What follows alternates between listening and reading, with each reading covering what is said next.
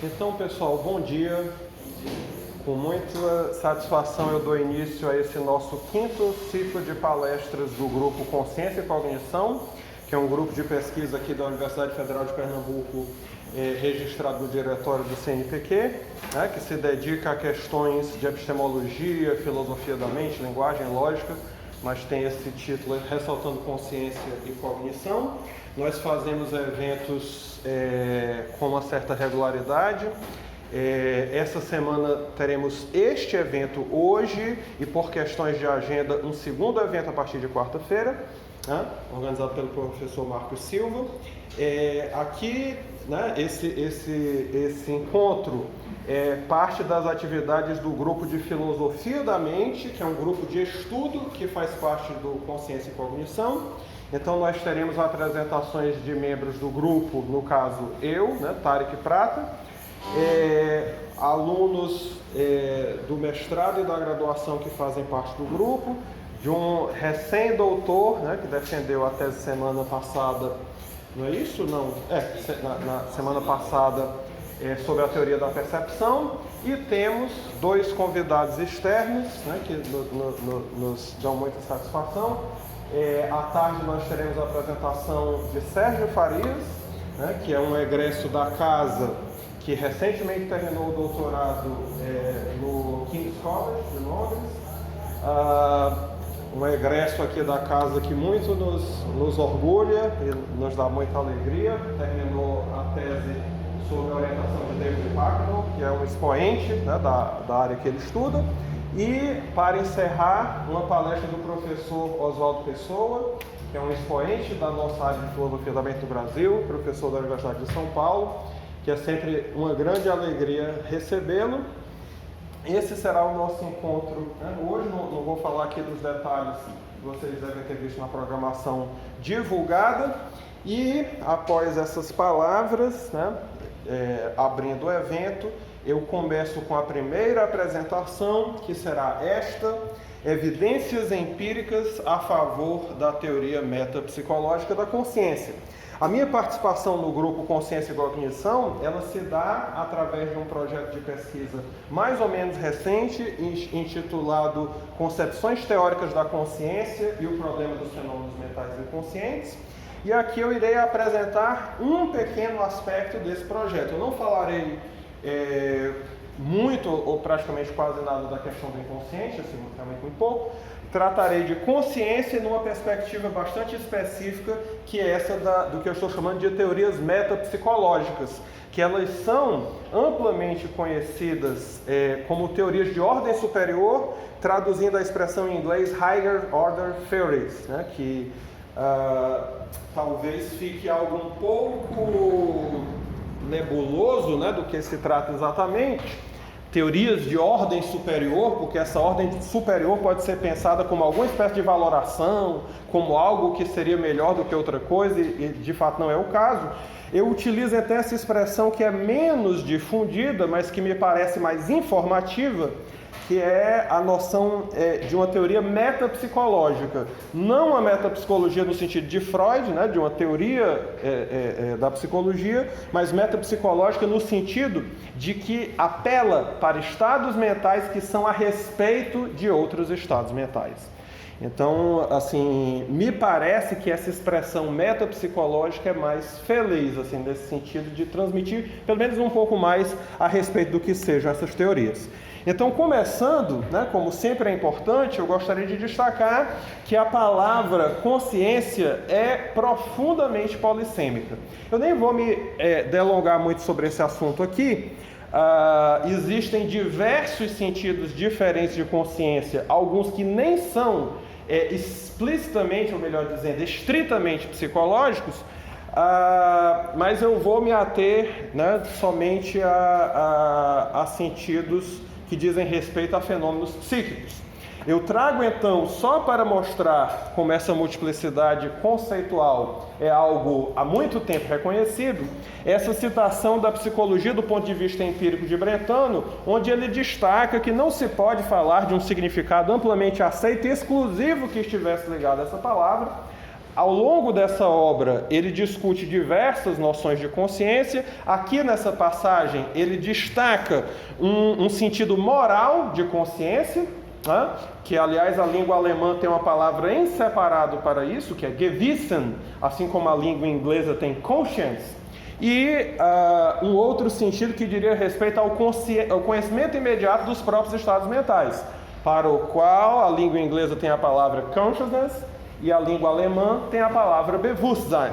A nossa língua portuguesa ou a língua francesa não tem assim palavras diferentes, usam apenas consciência ou conscience, né, em francês. Mas no caso, né, o que vai nos dizer respeito mais diretamente nessa fala é o sentido mais psicológico, algo que se aproxima a isso que Brentano está colocando, de um conhecimento a respeito dos próprios estados mentais. Eu trago então aqui alguns exemplos da filosofia fenomenológica e da filosofia da mente, apontando como mesmo em sentido psicológico nós temos uma grande multiplicidade de conceitos, né? Nas investigações lógicas, Husserl, em determinado momento, ele fala de 3 sentidos que ele vai trabalhar na quinta investigação lógica, mas um que eu destaquei aqui é esse sentido da totalidade da corrente de vivências, como cada um de nós está nessa sala há certo tempo, vivenciando diversos estados mentais, sensações, percepções, a espera pela palestra que não começa, enfim. Os mais diversos estados mentais se sucedem e essa corrente de vivências pode ser chamada consciência, a minha consciência. Sartre, no Imaginário, né, o seu livro mais importante antes do Ser e o Nada, fala, seguindo na verdade, segundo me parece, essa concepção de Husserl, ele fala do conjunto das estruturas psíquicas, que está na página 13, tanto da edição francesa como da edição brasileira que eu consultei. Uma passagem onde ele se refere aos sentidos de consciência, e entre eles ele destaca este do conjunto das estruturas psíquicas, no que ele me parece estar claramente seguindo essa passagem de Husserl. Mas se nós pegarmos, por exemplo, David Chalmers, um importante expoente do debate atual em filosofia da mente, nós vemos que lá naquele artigo Facing Up to the Problem of Consciousness, onde ele fala, por exemplo, da distinção entre os problemas fáceis e o problema difícil, ele destaca vários sentidos, eu vou citar aqui apenas alguns, né, que aparecem lá no texto original. Ele fala, por exemplo, da habilidade de discriminar, categorizar e reagir a estímulos ambientais, como algo que pode ser designado como consciência, né, consciousness, ou então o foco da atenção, como em cada momento eu posso focar a minha atenção em determinada pessoa, determinado objeto, enquanto outros permanecem mais periféricos. Esse é um sentido muito importante nas discussões sobre consciência. A capacidade de relatar estados mentais, que aliás Chalmers coloca como algo ligado à nossa capacidade de acessá-los, né? Isso, de alguma maneira, se aproxima do que Brentano falou lá na citação que eu coloquei aqui, né? Um conhecimento imediato dos próprios estados mentais, e aqui no caso a capacidade de relatá-los, portanto, e a diferença entre sono e vigília, que aparece com clareza na distinção de Rosenthal entre consciência de estado e consciência de criatura, sendo a consciência de criatura de Rosenthal mais ou menos equivalente ao fato de que o organismo está em vigília, né? Está desperto e sensorialmente receptivo ao seu ambiente imediato.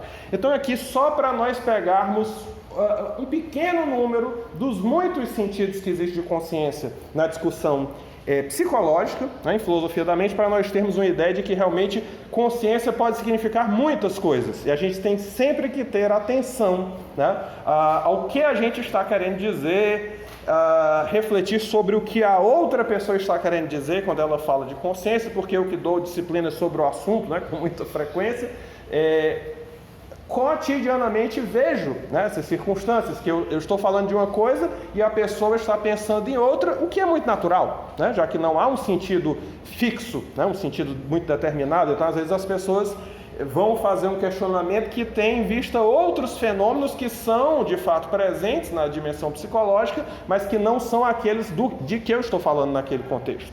Tá? Então é importante a gente ter essa consciência da grande multiplicidade conceitual e é importante a gente ter familiaridade com pelo menos alguns conceitos. É claro que eu mesmo não tenho um conhecimento exaustivo de todas as noções de consciência que existem no debate contemporâneo, porque são muitas.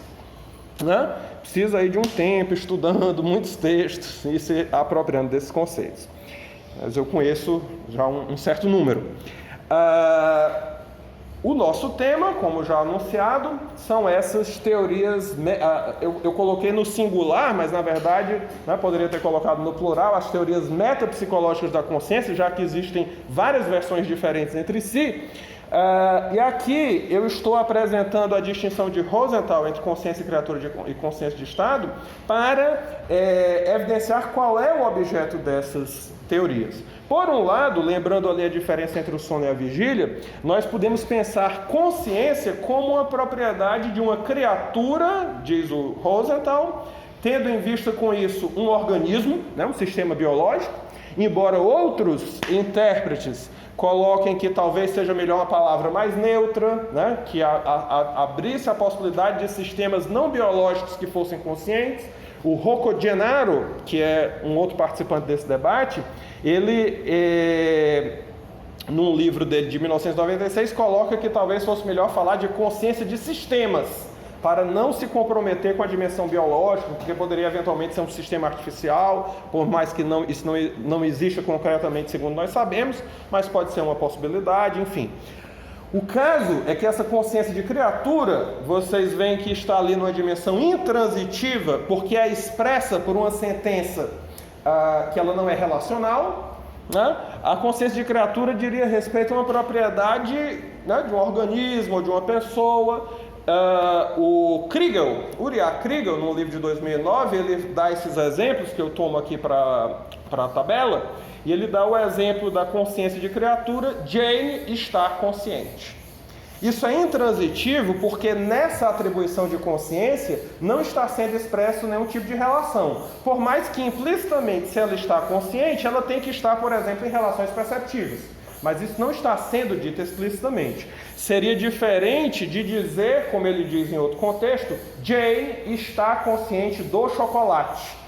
Né? É o exemplo que ele dá. Se Jane tem o desejo de comer um chocolate e o chocolate está ali diante dela dando sopa, né, por assim dizer, pode-se dizer então que Jane está consciente do chocolate. Isso seria consciência transitiva de criatura, porque a criatura está consciente de algo. Mas, né, eu não irei falar disso nesse contexto, isso vai aparecer depois.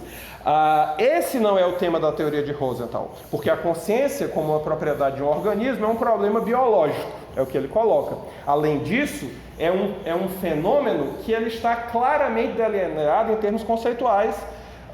Nós podemos dizer que uma criatura consciente é a criatura que está desperta e sensorialmente receptiva. Então, a princípio, não parece haver grande mistério conceitual, portanto, a princípio, não parece haver muito, né, trabalho para a filosofia aí, muito que a filosofia possa fazer. O problema da teoria da consciência de Rosenthal é a consciência intransitiva de estado. Se Jane tem o desejo de comer um chocolate, ela se encontra num estado mental que ele é caracterizado pelo modo psicológico do desejo, poderia ser intenção, poderia ser crença, né? Esses são os principais citados nas discussões, assim, os mais paradigmáticos, mas enfim, poderiam haver muitos modos psicológicos, modos psicológicos emocionais de diferentes tipos, medo, raiva, enfim, por aí vai, tristeza. Então ela se encontra num estado mental que se caracteriza pelo modo psicológico do desejo e que ele tem o conteúdo proposicional de que ela comeria esse chocolate, né? Então é uma situação possível, um estado de coisas possível que eventualmente irá se realizar se o chocolate está ali indefeso sobre a mesa, por assim dizer. Mas o ponto é que se Jane está conscientemente sentindo o desejo de comer o chocolate, ele, o estado mental, tem que estar consciente. Então, né, o desejo de comer um chocolate, né, que pertence a Jane, no exemplo, ele está consciente. Esse é o tema da teoria de Rosenthal. Por isso que eu coloquei ali em negrito na tabela. Esse é o assunto. O que torna um estado mental consciente? Essa é a questão, né, que nós iremos examinar aqui. Eu irei, então, falar um pouco mais sobre a teoria e falar de algumas evidências empíricas. Só deixando claro, eu estou seguindo um artigo que Rosenthal publicou junto com um neurocientista chamado Lau, L-A-U, não sei qual é a nacionalidade, né, desse nome, enfim. É um texto de 2011, em que se chama exatamente Suporte Empírico para as Teorias de Ordem Superior sobre a Consciência.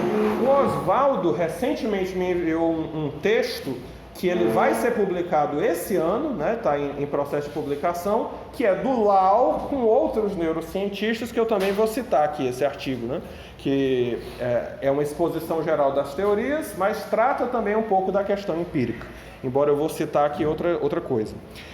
Mas então, eu vou no final falar de algumas dessas evidências empíricas, não de todas, apenas algumas que me pareceram mais interessantes para debater aqui.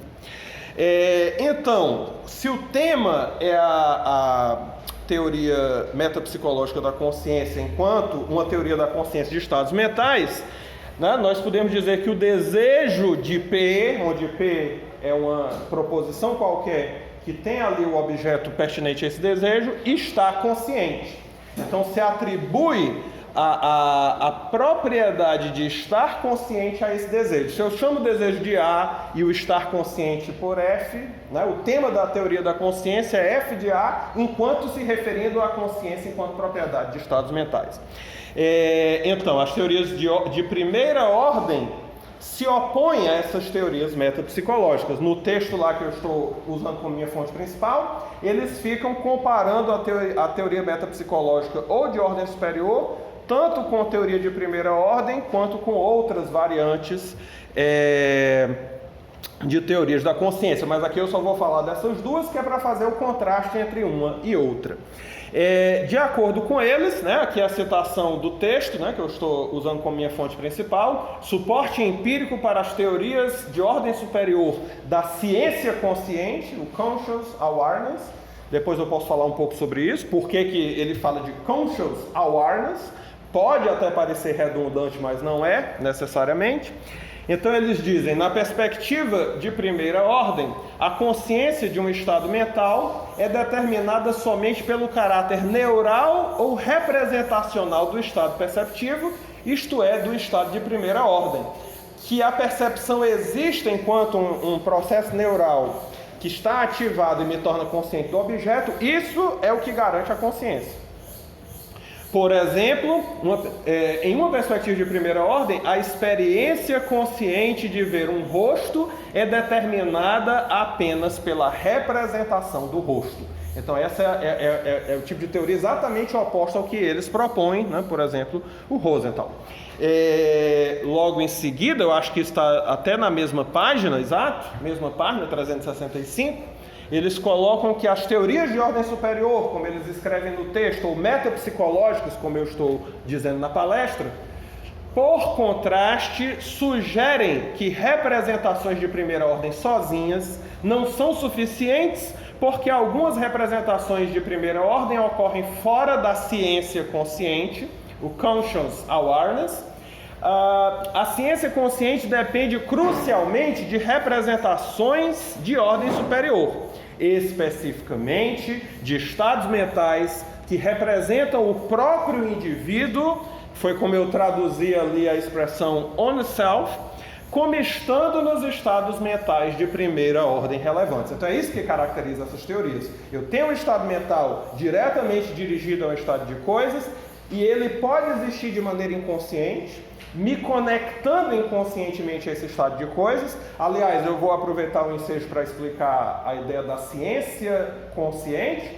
Nesse sentido, se eu me encontro em um estado mental que ele me conecta psicologicamente a um estado de coisas, mas ele não está consciente, eu posso ser dito como estando inconscientemente ciente desse estado de coisas. Por exemplo, dificilmente eu me lembro que eu nasci em Fortaleza. É um dos muitos exemplos que eu uso em aula. Mas, o tempo todo, se alguém me perguntar, eu saberei dizer: eu nasci em Fortaleza, ou pelo menos eu acho, né? O que tem lá na minha certidão de nascimento, foi o que me disseram. Enfim, é a crença que eu tenho, nasci em Fortaleza. Então faz sentido dizer que eu estou inconscientemente ciente de algo, no sentido de que eu me encontro num estado mental que me conecta a esse estado de coisas, mas eu não estou consciente dele. Essa é a situação em que eu tenho uma ciência inconsciente, mas quando eu tenho um estado de segunda ordem que monitora, representa esse estado mental de primeira ordem, então ele se torna consciente, então eu me torno conscientemente ciente. Por isso que dizer conscientemente ciente não é redundante, porque faz sentido, de uma certa maneira, falar de ciência inconsciente. A perspectiva metapsicológica da consciência de estado, aqui é o texto que o Oswaldo me enviou há pouco tempo. É uma citação desse artigo que está para sair, se eu não me engano, é na revista Trends in Cognitive Science, né? Se eu não me engano. Vai sair esse ano, já está disponível no processo de edição. A perspectiva metapsicológica da consciência de estado se baseia na alegação de senso comum de que se um organismo não está, de modo algum, ciente de si mesmo como estando em um certo estado de primeira ordem, então ele não está fenomenalmente consciente do conteúdo desse estado. É o exemplo que eu dei agora há pouco. Se eu não estou consciente de mim mesmo como acreditando ter nascido em Fortaleza, durante esse tempo, eu não estou consciente de que nasci em Fortaleza. Embora eu possa estar ciente, tá? Inconscientemente ciente.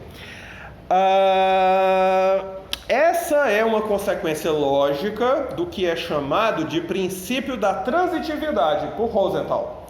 A ideia básica, de acordo com a Hotz é a teoria de ordem superior, né? É que a experiência consciente implica algum tipo de ciência interna, inner awareness, que aliás é uma expressão muito próxima do que usou Brentano na psicologia do ponto de vista empírico. O capítulo sobre a consciência é o capítulo sobre a inneres Bewusstsein, que é traduzido para o inglês como inner consciousness. Então, é que a ideia básica, de acordo com a teoria de ordem superior, é que a experiência consciente implica algum tipo de ciência interna mínima do funcionamento mental ocorrendo no sujeito, e essa ciência é devida ao fato de que o estado de primeira ordem é monitorado ou meta-representado de algum modo pela representação de ordem superior relevante. Esse princípio da transitividade é um princípio que de fato parece ter um forte apelo intuitivo, né? Muitos autores vão nesse sentido, de que parece ser bastante intuitivo pensar que para um estado mental ser consciente, eu tenho que estar ciente dele. Se eu não me encontro ciente dele, ele não está consciente, né? Ele não possui naquele momento a propriedade de ser consciente.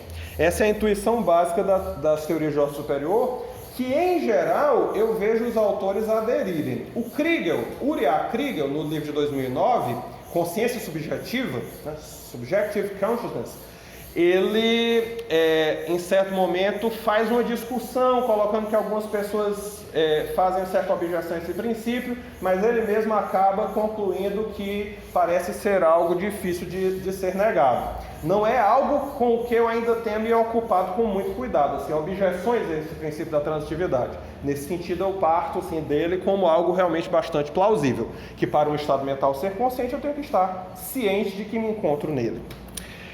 Aí, eu trago essas representações gráficas. Essa aqui que o Hugo mostrou outro dia na apresentação dele. Eu não fui tão feliz ao transmitir, né, transformar aqui num JPEG. O programa distorceu ali um pouco. Mas essa é uma das muitas tentativas que eu fiz de representar a teoria graficamente, que na verdade eu apenas sigo figuras que esses autores fazem, né? O Rocco Giannaro, em vários textos, ele põe esquemas assim como esse, e eu fui tentando fazer as minhas versões, assim, na tentativa de destacar mais um aspecto ou outro, enfim. Esse é de um artigo que eu publiquei em 2016, na revista Veritas, sobre a concepção de autoconsciência do Searle, e eu faço uma discussão com o Rosenthal, e aí trago essa figura, representando a teoria de uma maneira geral, né? Eu tenho aqui a situação de um estado mental inconsciente, do estado mental consciente de maneira espontânea e de um estado mental introspectivamente consciente, coisa sobre a qual não vou falar mais, além desse slide, né? O estado mental inconsciente é um estado mental de primeira ordem referido ao estado de coisas.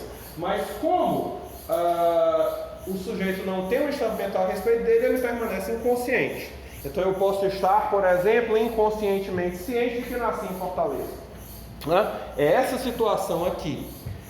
O estado mental consciente é aquele no qual há um pensamento de segunda ordem que representa o estado mental de primeira ordem. Como eu vou dizer depois, essa figura tem um defeito, que é que ela não representa a referência ao eu.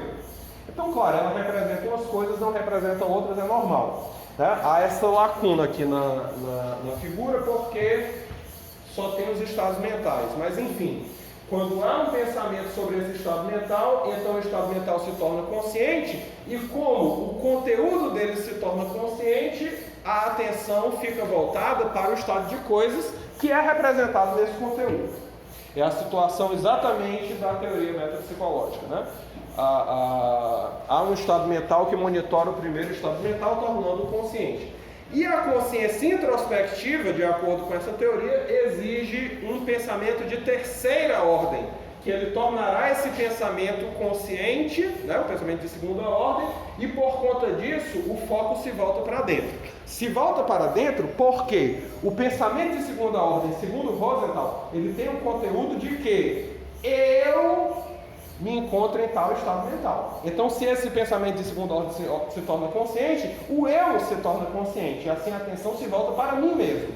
É uma maneira muito rápida que eu estou encontrando de explicar por que há esse deslocamento do foco da atenção. Mas, enfim, esse tema da introspecção não será nosso tema aqui muito privilegiado. Prosseguindo, e nessas próximas figuras eu falarei apenas do estado mental espontaneamente consciente, não introspectivamente.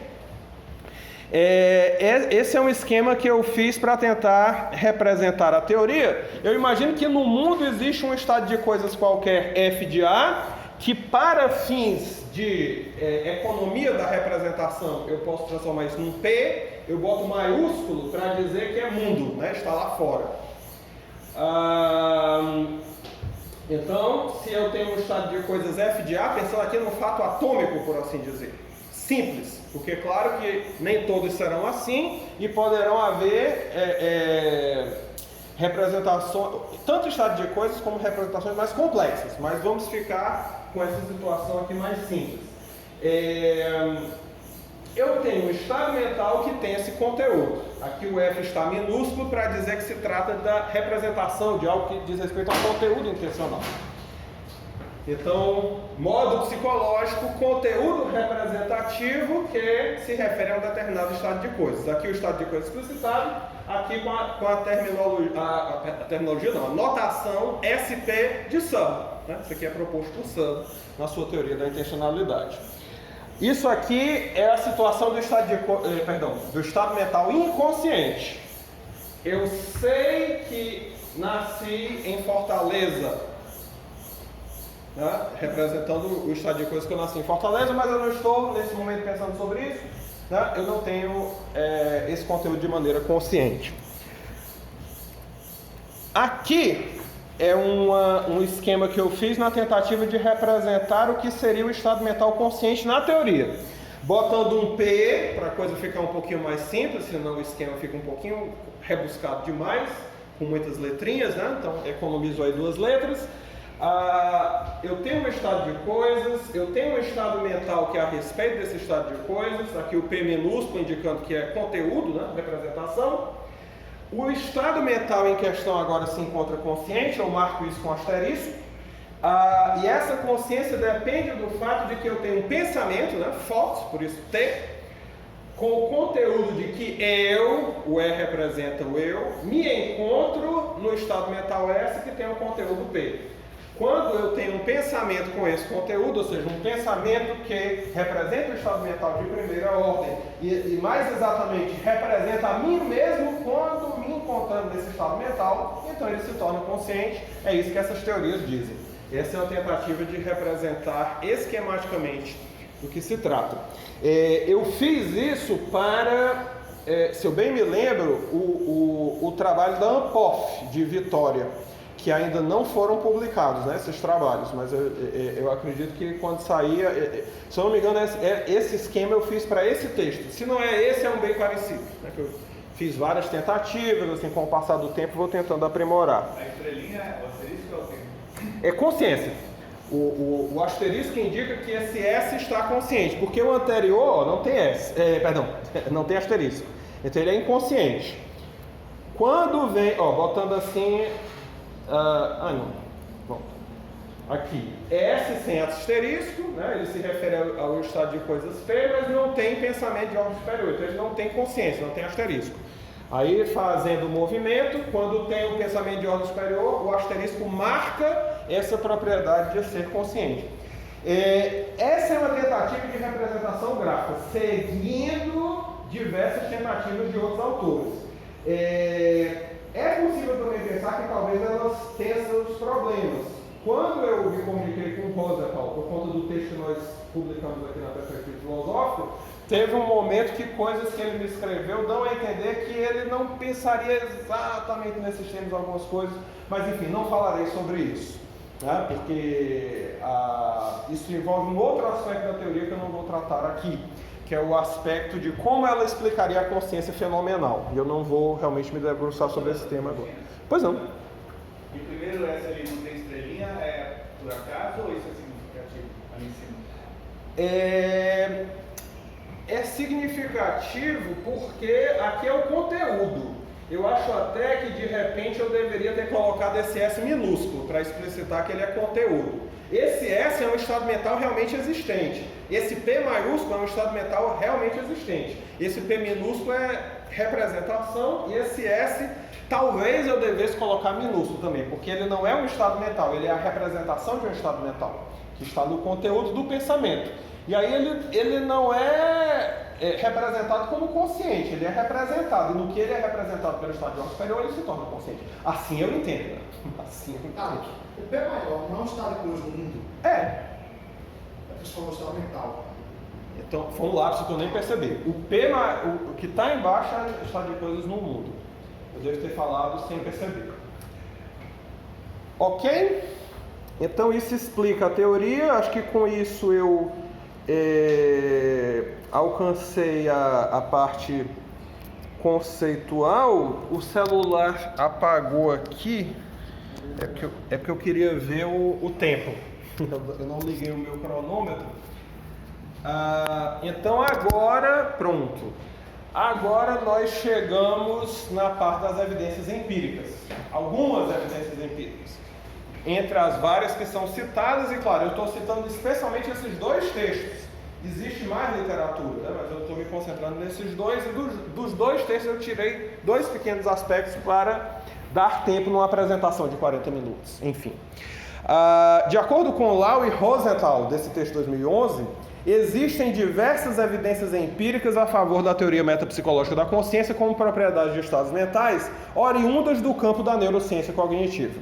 Nas palavras deles, aí vem citação lá do mesmo texto, a ligação entre a perspectiva de ordem superior e os dados neurocientíficos surge de se assumir a perspectiva de que representações perceptuais de primeira ordem dependem de atividade neural em regiões sensoriais mais antigas. Foi como eu traduzi esse early, não sei se haveria uma tradução mais feliz, assim, sei lá, evolucionariamente mais primitivas, enfim, não sei, né? Essa foi a maneira que eu encontrei dentro das minhas possibilidades de traduzir. Enquanto que representações de ordem superior dependem de atividade neural sediada principalmente no córtex pré-frontal e parietal em humanos e outros primatas. Então, essa conexão da teoria de ordem superior com a neurociência se daria nessa diferença, de que as representações de primeira ordem elas parecem estar sediadas em estruturas mais antigas do que as representações de ordem superior, que ficam sediadas no córtex. Embora haja exemplo... Enfim, é um preciosismo que eu não irei tratar. Comparando a perspectiva de primeira ordem com a perspectiva metapsicológica, Lau e Rosenthal, eu acho que está errado isso aí, 1997? Não sei por que esse 1997. Enfim, acho que foi um lapso aí completo. Não sei por que tem esse 1997, não. Era para ser 2011. Perdão. Lau e Rosenthal afirmam que enquanto a primeira perspectiva, né, de primeira ordem, prevê que mudanças na atividade pré-frontal e parietal são suficientes para mudança na ciência consciente, a segunda não prevê. Além disso, enquanto a perspectiva metapsicológica não associa a ciência consciente com a capacidade de performance em tarefas visuais, a perspectiva de primeira ordem geralmente associa, e esse segundo ponto será destacado aqui por mim, logo em seguida. Porque a ideia é que o estado mental consciente, o fato dele ser consciente é decisivo para que a capacidade de performance do sujeito em determinadas tarefas seja adequada, ou mesmo que exista essa capacidade de performance. Já na teoria de ordem superior, está aberta a possibilidade de que a performance aconteça sem consciência. É a possibilidade de pensamento inconsciente, que é uma das coisas que eu irei destacar, é uma das coisas que eu acho mais interessantes na discussão. E segundo eles, diversos estudos de neuroimagem apoiam a perspectiva metapsicológica e contradizem a perspectiva de primeira ordem ao identificarem as ativações no córtex pré-frontal e parietal em associação consciência-consciente. Então, esses estudos empíricos confirmariam aquilo que a teoria especulativamente coloca. Um dos exemplos que vai mais no sentido do primeiro caso, né, onde um estudo neurocientífico corrobora a teoria. Um estudo usou o mascaramento visual para criar condições nas quais a habilidade dos sujeitos de discriminar entre duas figuras permanece a mesma.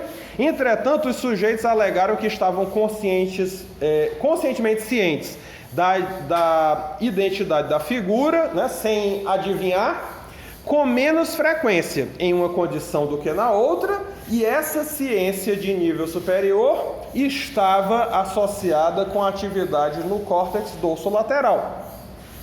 Isso significa que nessas duas tarefas, onde uma determinada imagem era meio que mascarada, de maneira que os sujeitos não tinham ou tinham ciência dela, né? Quando eles reportavam a ciência consciente dela, estava associada a uma certa atividade no córtex, que era o que seria previsto pela teoria. Nesse sentido, tais estudos corroboram a perspectiva de ordem superior. E aí, me aproximando do final, e eu estou perto do limite pensado, acho que eu vou ultrapassá-lo um pouquinho, bem pouquinho, prometo, vem essa questão da função da consciência, que eu já acabei de mencionar, né? Ela aparece na citação. A ideia de que a consciência não é necessariamente decisiva para a nossa capacidade de realizar determinadas tarefas. E que, portanto, essa capacidade pode transcorrer, ou melhor, ser efetivada de maneira inconsciente.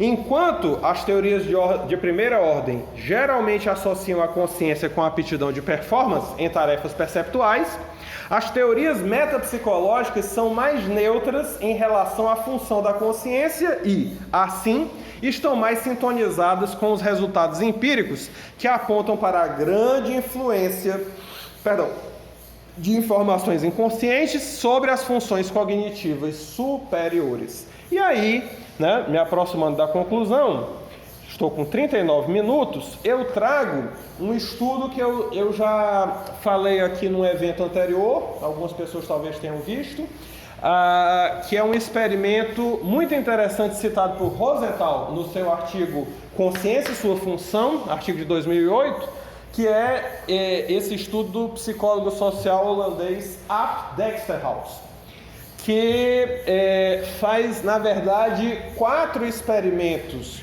com estudantes da Universidade de Amsterdã, onde ele trabalhava na época. E na verdade, o experimento é bem complexo, com muitas variáveis, com muitos detalhes. Eu vou falar aqui apenas de um aspecto bem específico que nos interessa, né, no contexto. Eu vou apresentar, na verdade, são 4 experimentos. Eu vou apresentar só um e o resultado, né, porque é suficiente para os nossos fins.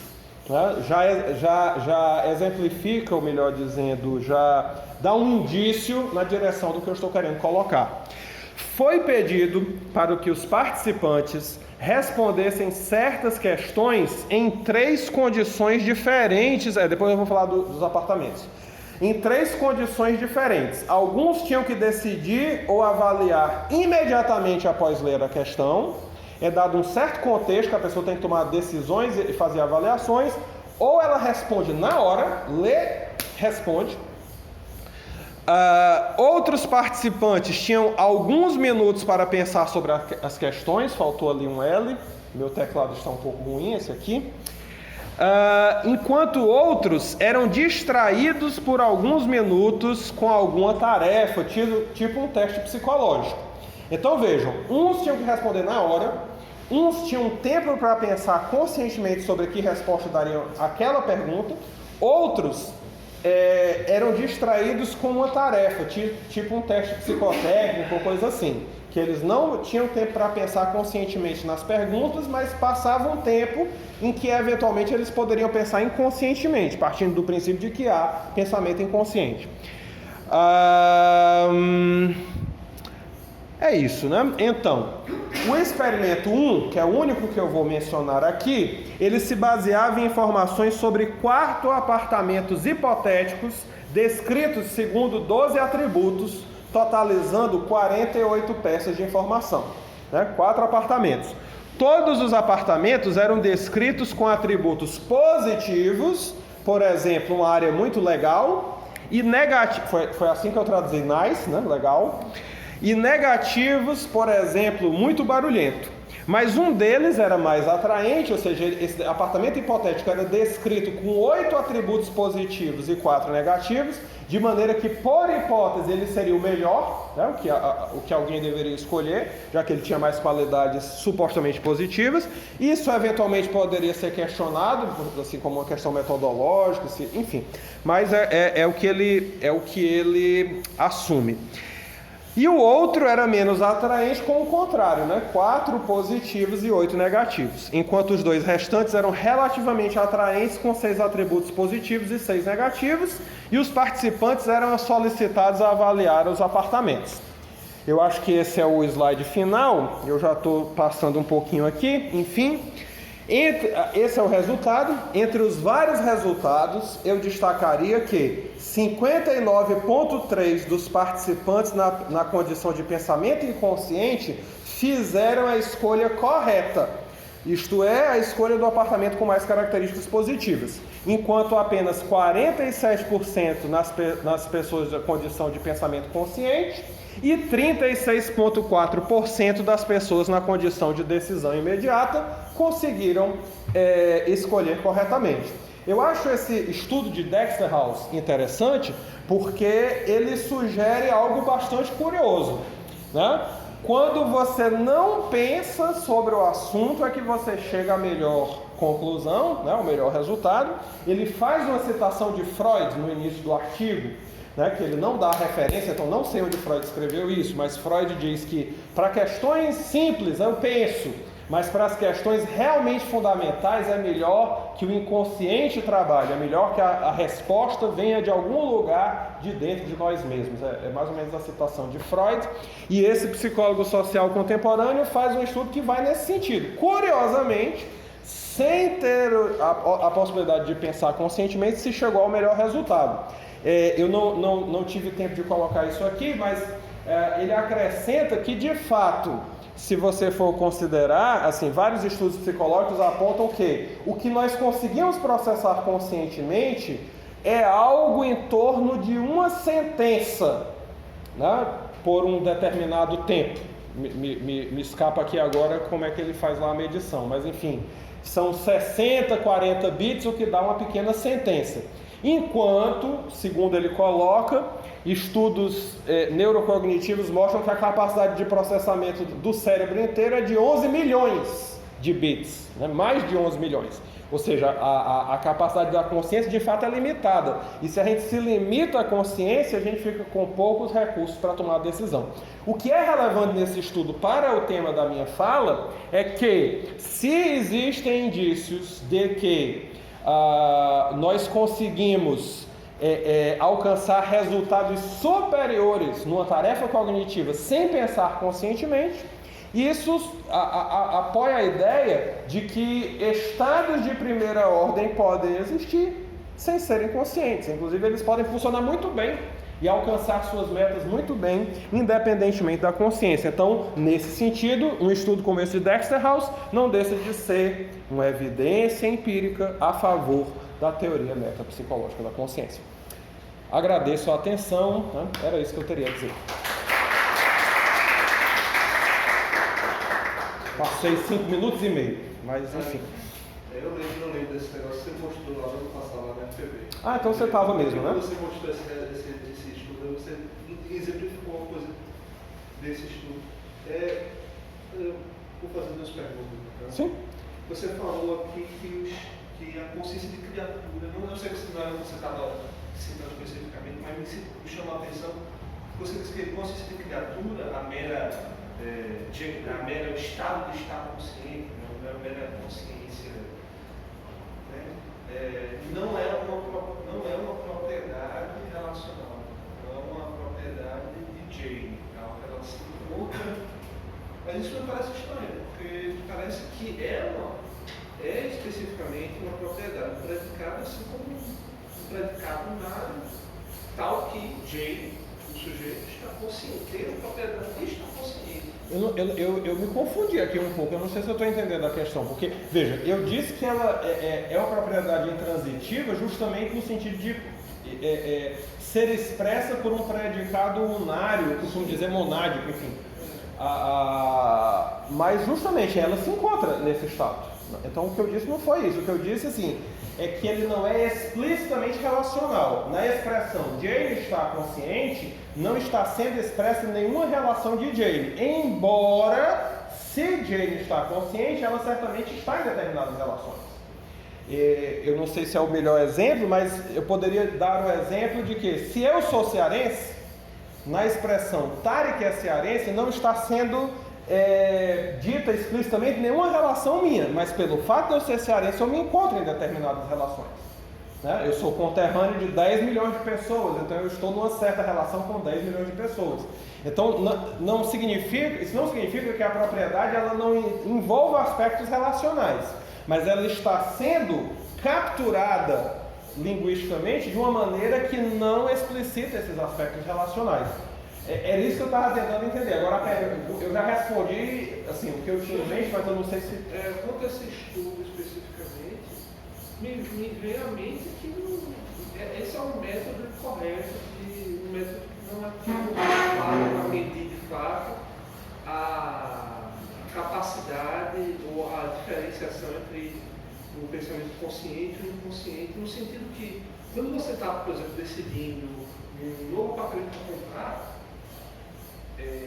você dá diferentes pesos para diferentes qualidades. Por exemplo, tem um estacionamento, eu não tenho carro. É uma qualidade, positivo mas é importante para mim? Não é. Entendeu? Faz barulho, mas eu tenho condições de fazer um isolamento acústico na minha casa, então eu faço silêncio. Eu creio que... Eu posso botar um ar-condicionado. É um defeito? Mas é um defeito que não tem tanto peso assim devido às minhas condições de resolver. Então, na verdade, para mim, quando você está dizendo faz decisões mais corretas, isso não me diz muita coisa. Só me diz que você é capaz de decidir, de classificar certos atributos como positivos e certos atributos como negativos. Você é capaz de automaticamente fazer escolhas em direção ao que você acha que é positivo, mas isso daí não é o mesmo tipo de decisão que você tem quando você vai comprar por impulso. Você vê lá um negócio assim, poxa, eu estou precisando de ar-condicionado, aí eu vou lá e compro. Tem dinheiro mesmo para comprar. Eu concordo com cada palavra. Na verdade, você expressou o que eu aludi aqui. Teve um momento que eu disse, é questionável do ponto de vista metodológico se eu posso dizer que esse é o melhor, de fato. E eu tinha...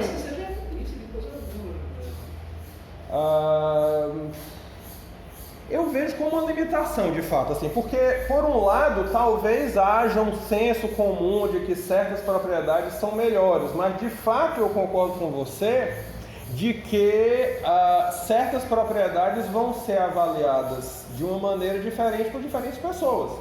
Então, pode, inclusive, ser que uma determinada pessoa, isso é perfeitamente possível, uma determinada pessoa prefira um apartamento um pouco mais barulhento. Uma pessoa que não se sinta bem num ambiente, né, assim, como um cemitério, muito silencioso. Não é o meu caso, né? Mas as pessoas são diferentes, né? E muitas vezes o que... Às vezes você pode, na decisão dessa imediata, você decide de imediato para uma que tem mais qualidades e tem alguns defeitos que você não consegue suportar. E você está preso com essa escolha. É verdade. Por exemplo, o prédio ele tem tudo. Você imagina, tem tudo. Mas ele é muito barulhento. Você é uma pessoa que não suporta barulho e não tem condição de isolar acusticamente do seu prédio, do seu apartamento. Isso, para mim, parece uma situação muito pior do que em uma situação que ele pode resolver. O único defeito pode pesar muito mais do que todas as qualidades. Não, pois é, veja, eu concordo e, na verdade, o próprio Dexter House tem uma certa noção disso. Ele menciona lá no texto, mas assim, é uma tentativa. Ele faz nesse artigo 4 experimentos e não é o único artigo que ele faz, né? Assim, ele tem várias publicações sobre o assunto, ele chegou a desenvolver uma teoria que depois ele ficou um pouco reticente sobre se de fato poderia ser defendida e talvez tivesse que ser revista. Assim, é uma discussão mais ampla, mas eu concordo que esse experimento tem essa dificuldade metodológica, que eu aludi e você explicitou. Eu acho que foi bom, né, que tenha explicitado, assim, é uma discussão interessante. Sérgio? Obrigado pela apresentação. Interessante. Eu queria que você desenvolvesse mais, que eu suponho que tem sido pouco desenvolvido devido ao tempo do fim. Depende. Talvez não, mas diga. Bem, talvez não, mas eu sou interpretação caridosa. Né? Não ficou claro para mim, supondo que esse experimento seja metodologicamente correto e que ele de fato entrega os resultados que você supõe que ele entrega no fim, não ficou claro para mim por que ele seria uma evidência tão robusta a propósito de teorias ou da teoria de dado superior, né? Da consciência. Você poderia desenvolver isso um pouco mais? Ah, tá. Eu pensei que você fosse pedir para eu desenvolver algo sobre questão de conteúdo, intencionalidade. Aí realmente não teria sido o caso da falta de tempo, mas nesse caso talvez sim. Não, veja bem, não sei nem se é uma evidência tão robusta, até porque o Rosenthal e o Lau no texto colocam que as teorias de primeira ordem geralmente, né, é o que está aqui nessa citação, geralmente associam consciência com a performance. Geralmente, mas não é nem sempre. E o que ele coloca é que a perspectiva de ordem superior ela é um pouco mais neutra em relação a esse papel da consciência na promoção da performance. Eu não sei se promoção é a melhor palavra, mas você entende, né? Assim, de impulsionar a performance. Então, nesse sentido, de fato, assim, pelos próprios termos deles, não é uma evidência robusta, mas é algo que vai na direção, por assim dizer. Eu destaquei esse ponto porque eu acho interessante, assim, eu acho especialmente interessante na discussão, mas não que seja de fato uma evidência tão forte ou tão robusta. O ponto é que é uma indicação que de fato vai na direção da teoria, colocar que nós podemos ter processos cognitivos mais eficientes que são inconscientes do que o contrário. Então, é por essa razão que eu destaquei. Mas o apoio vai nesse sentido, digamos assim, de ir na direção, de apontar mais ou menos na direção que a teoria apontaria.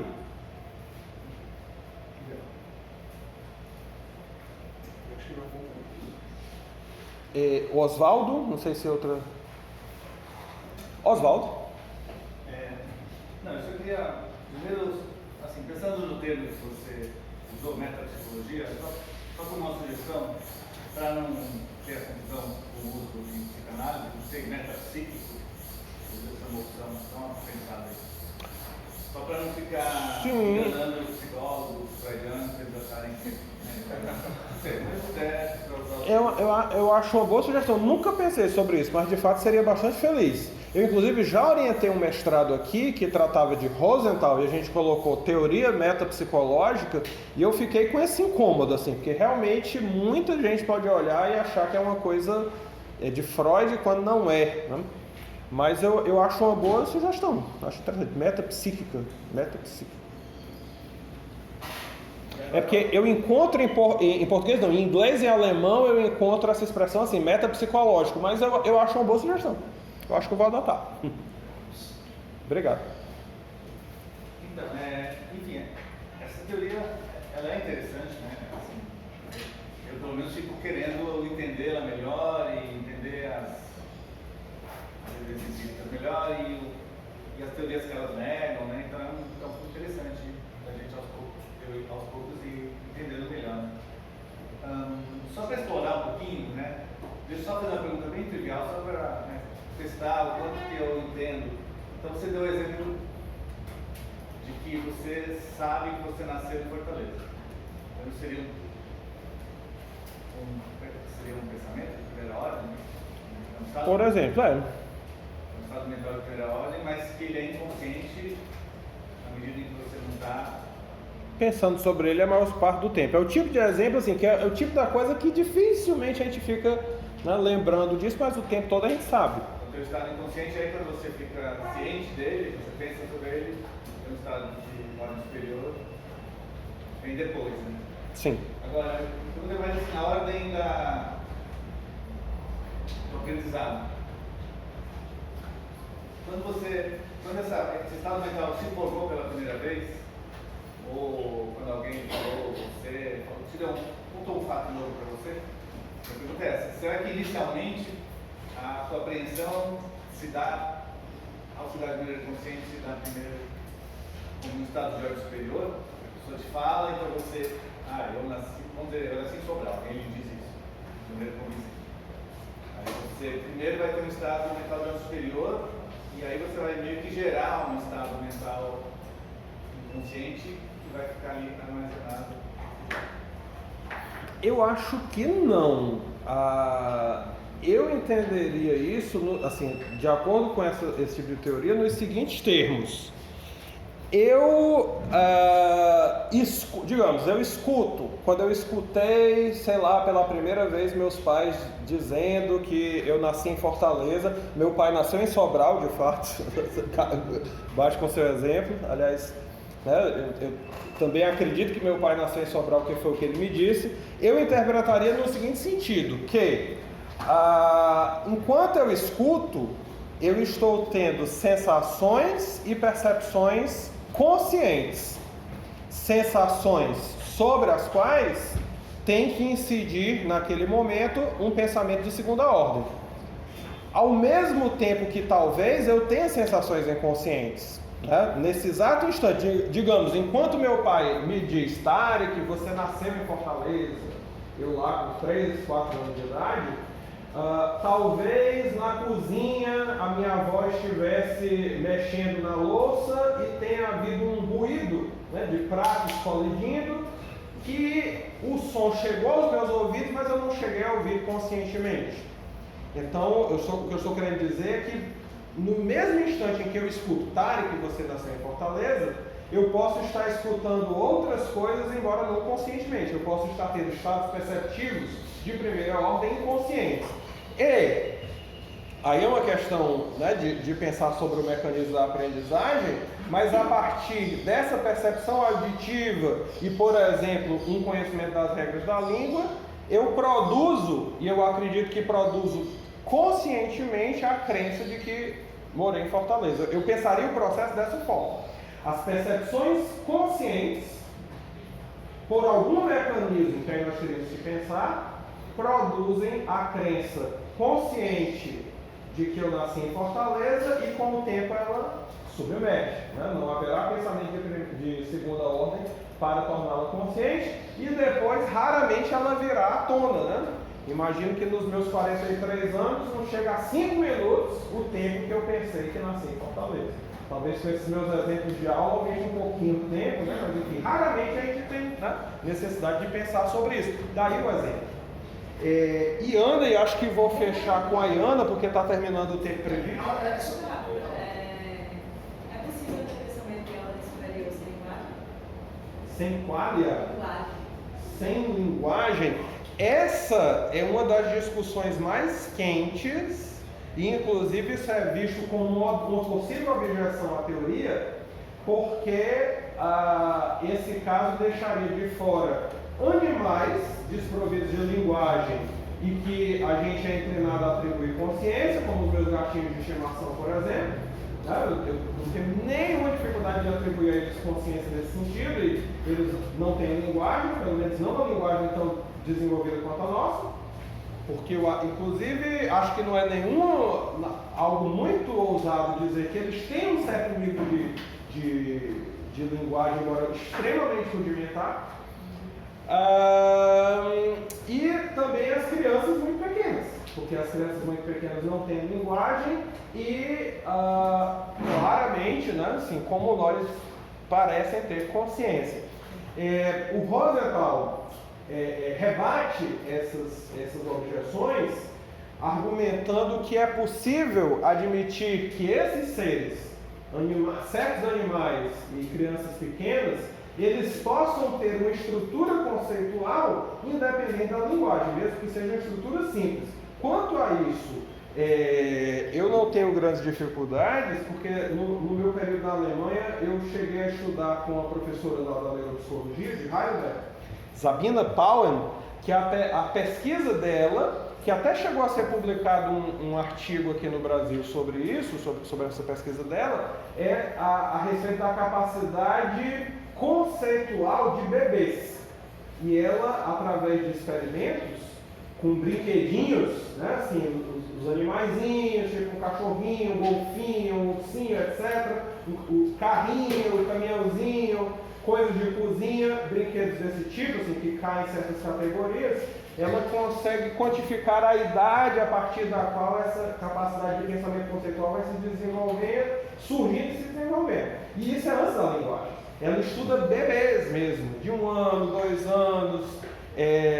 Então, nesse ponto, eu acho que a teoria tem essa defesa muito forte. Que a capacidade conceitual não é idêntica à linguagem. Claro que a linguagem amplia. E a criança vai ter, assim como o animal, vai ter uma noção muito mais limitada. Mas eu acho que dá para defender a teoria por essa via. Ok? Pessoal, são 1 hora e 2 minutos da fala. Se bem que, na verdade, acho que ainda tem um tempinho bem pouquinho. Porque eu comecei no 6. Acho que ainda tem 4 minutos para fazer 1 hora. Alguém quer colocar alguma questão? Você de novo? Rafael. Eu gostaria de saber sobre se tem os resultados dos testes psicotécnicos e se tem alguma comparação, porque vai que alguns dos candidatos falam mais pensando sobre o apartamento do que prestando atenção nos testes psicológicos atribuídos a ele. Veja, ele não fala tanto sobre o assunto até onde eu me lembro, mas certamente essa é uma questão que deve ter passado pela cabeça, porque é uma questão bastante relevante, mas a ideia é que o teste exige uma tal atenção que evitaria o pensamento consciente. Agora, eu tenho a impressão que ele menciona quais são os testes em algum anexo, mas eu também não cheguei a ver exatamente quais são. Mas eu entendo que essa é uma outra questão metodológica relevante também. Mas supostamente para a pessoa conseguir realizar aquele teste, que também é um tempo limitado, seria difícil, né? Mas talvez, enfim. De todo modo, né, em parte o pensamento consciente estaria prevenido, né, evitado, que eu acho que ele diz prevent, né, mas uma coisa que ele inclusive coloca é que quando a pessoa pensa conscientemente, se deve levar em consideração que ela, além de pensar conscientemente, também deve pensar inconscientemente. Já que a capacidade do cérebro é tão superior à capacidade da consciência. Então, essa é outra questão metodológica, que a condição de pensamento consciente não é só de pensamento consciente, de pensamento consciente é inconsciente. Mas ainda assim a de inconsciente ganhou. E esse é um dado interessante. Ok, pessoal? Então, acho que em virtude do tempo, eu encerro e a gente prossegue com a programação. Obrigado pela atenção.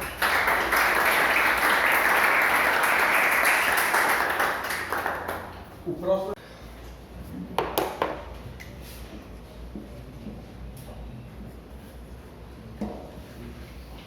Tá.